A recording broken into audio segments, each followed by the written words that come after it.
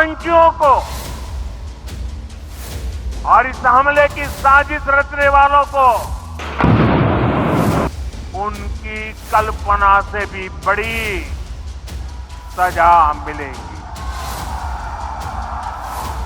सजा मिलकर के रहेगी।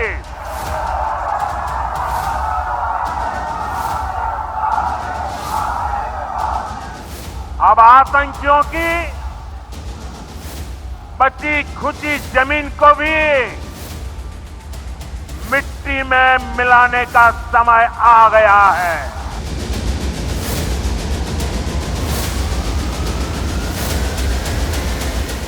22 अप्रैल को पहलगाम में हुए आतंकी हमले के बाद प्रधानमंत्री नरेंद्र मोदी ने 24 अप्रैल को बिहार की धरती से दुनिया को यह साफ कर दिया था कि वे इस हमले के गुनहगारों को ऐसी सजा देंगे जो उसकी कल्पना से भी परे होगा। हकीकत में हुआ वही। पीएम मोदी ने जो कहा। 7 मई को भारतीय सेना ने पाकिस्तान और पाकिस्तान के कब्जे वाली कश्मीर में जिस तरह 9 आतंकी ठिकानों को मिट्टी में मिला दिया, वह आतंकियों और पाकिस्तान की कल्पना से अलग तो है ही। 7 मई की सुबह जब देशवासियों की नींद टूटी, तब तक भारतीय सेना ने पाकिस्तान और पाकिस्तान अधिकृत कश्मीर में 9 आतंकी ठिकानों को निशाना बना दिया था। भारतीय सेना और वायुसेना ने मिलकर ऑपरेशन सिंदूर को अंजाम दिया। भारत की ये जवाबी कार्रवाई पहलगाम हमले के 15 दिन बाद की गई। पहलगाम हमले के बाद प्रधानमंत्री नरेंद्र मोदी ने सशस्त्र सेना को इस हमले का बदला लेने के लिए लक्ष्य और समय तय करने की खुली छूट दी थी और इस ऑपरेशन का नाम ऑपरेशन सिंदूर रखने का सुझाव दिया था। भारतीय सेना ने भी जिस बेहतरीन रणनीति के साथ ऑपरेशन सिंदूर को अंजाम दिया, वह लाजवाब है। पीएम मोदी ने पाकिस्तान के नेताओं की तमाम धमकियों को नजरअंदाज करते हुए और परमाणु ब्लैकमेलिंग को उजागर करते हुए जिस तरह पाकिस्तान पर सर्जिकल स्ट्राइक किया, उससे यह साफ हो गया कि भारत आतंकवाद पर चुप नहीं बैठेगा। इस ऑपरेशन से जहां देशवासियों में खुशी का माहौल है, वहीं पाकिस्तान तो मानो स्तब्ध रह गया है। ऑपरेशन सिंदूर ने प्रधानमंत्री नरेंद्र मोदी की छवि को और मजबूत किया है। प्रधानमंत्री ने 18 सितंबर 2016 में हुए उरी के बाद सर्जिकल स्ट्राइक और 14 फरवरी 2019 को पुलवामा के बाद बालाकोट आतंकी शिविर पर बमबारी को हरी झंडी दी थी। देश को इस बार भी इंतजार था कि पीएम मोदी इसी तरह की जवाबी कार्रवाई को मंजूरी देंगे, लेकिन पहलगाम हमले के 2 हफ्ते बाद भी भारत की तरफ से कोई कार्रवाई न होता देख विपक्ष सवाल उठाने लगा था। यह सवाल इसलिए भी उठ रहा था क्योंकि दुनिया का लगभग हर देश भारत को संयम रखने की सलाह दे रहा था, लेकिन भारत तो किसी और दर्द में था। 7 मई को जिस तरह रणनीति और जिस आक्रामकता के साथ आतंकियों के 9 ठिकानों पर सटीक निशाना बनाया गया, उसका धमाका पूरी दुनिया में हो गया और हर सवाल पर ताला भी लग गया। इस बार सेना ने जिस तरह हमले का सुनियोजित वीडियो भी तैयार कर पूरा सबूत दुनिया को दिखाया है, वह भी पीएम मोदी की मजबूत इच्छा शक्ति को दर्शाता है कि वह आतंक को खत्म करने के लिए पाकिस्तान को इसी तरह बेनकाब करेंगे और पूरी दुनिया को सबूत के साथ पाकिस्तान की जमीन पर फल फूल रहे आतंक की दुकान को नष्ट होती हुई तस्वीरें भी दिखाएंगे। विशिष्ट हथियारों से लैस सफल हमलों के वीडियो को शेयर करने का निर्णय भी बेहद चतुराईपूर्ण था और इसमें विवाद की कोई गुंजाइश ही नहीं थी।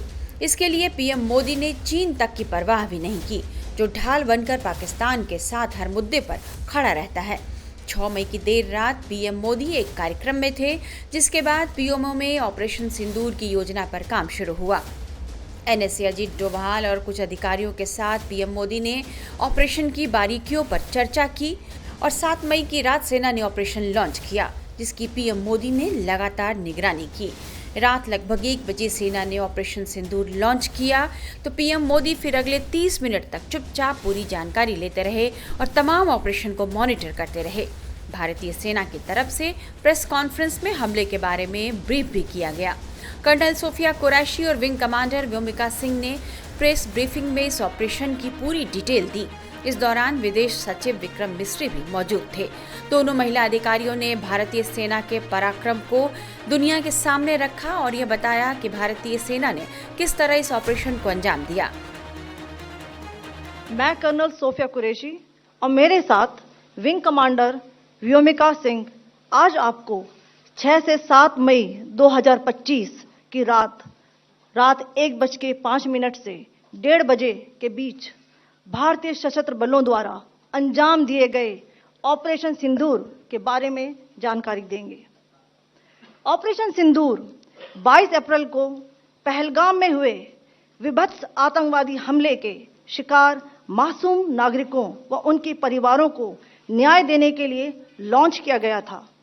इस कार्रवाई में 9 टेररिस्ट कैंप्स को टारगेट किया गया और पूरी तरह से इसे बर्बाद किया गया। पाकिस्तान में पिछले 3 दशकों से टेरर इंफ्रास्ट्रक्चर का निर्माण हो रहा है।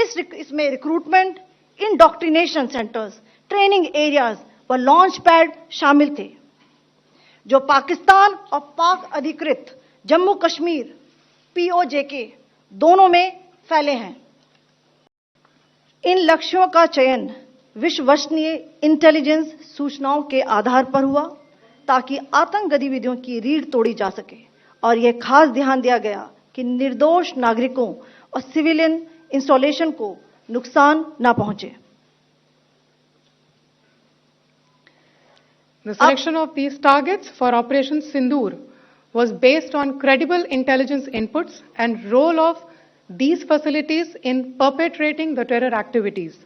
The locations were so selected to avoid damage to civilian infrastructures and loss of any civilian lives.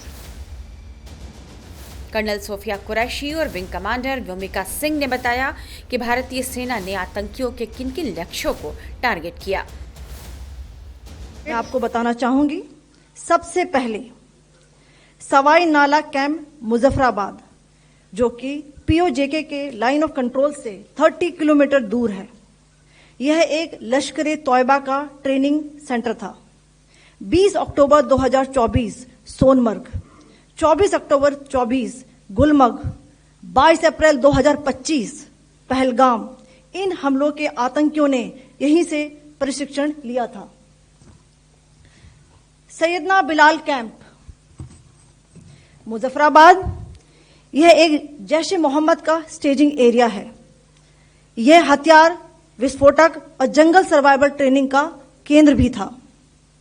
Gulpur camp Kotli, यह LOC से 30 किलोमीटर दूर था। लश्कर तौयबा का बेस था, जो रजौरी, पुंछ में सक्रिय था। 20 अप्रैल 2023 को पुंछ में और 9 जून 2024 को तीर्थ यात्रियों के बस हमले में यहीं से आतंकी को ट्रेन किया गया था। बरनाला कैंप बिम्बर, यह LOC से 9 किलोमीटर दूर है। यहां पर हथियार हैंडलिंग, IED व जंगल सर्वाइवल का प्रशिक्षण केंद्र था। अब्बास कैंप कोटली,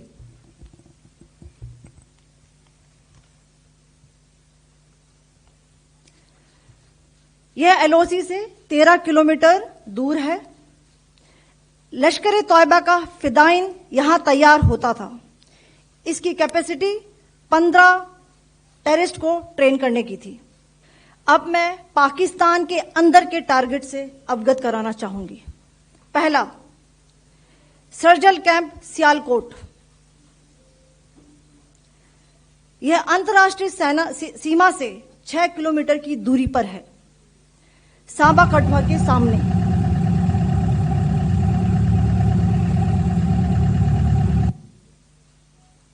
मार्च 2025 में जम्मू एंड कश्मीर पुलिस के 4 जवानों को की जो हत्या की गई थी, उन आतंकवादियों को इसी जगह पर ट्रेन किया गया था। दूसरा, महमूना जाया कैंप सियालकोट, यह 18 से 12 किलोमीटर IB से दूर था। हिजबुल मुजाहिदीन का बहुत बड़ा कैंप था। यह कठुआ जम्मू क्षेत्र में आतंक फैलाने का नियंत्रण केंद्र था। पठानकोट एयरफोर्स बेस पर किया गया हमला भी इसी कैंप से प्लान और डायरेक्ट किया गया था। मरकज ताइबा मुरीद के, यह IB से 18 से 25 किलोमीटर दूरी पर है। 2008 के मुंबई हमले के आतंकी भी यहीं से प्रशिक्षित हुए थे। अजमल कसब व डेविड हेडली भी यहाँ ट्रेन हुए थे। कहा जा सकता है कि ऑपरेशन सिंदूर ने पाकिस्तान की हेकड़ी निकाल दी है और दुनिया भर में पीएम मोदी की धाक जमा दी है।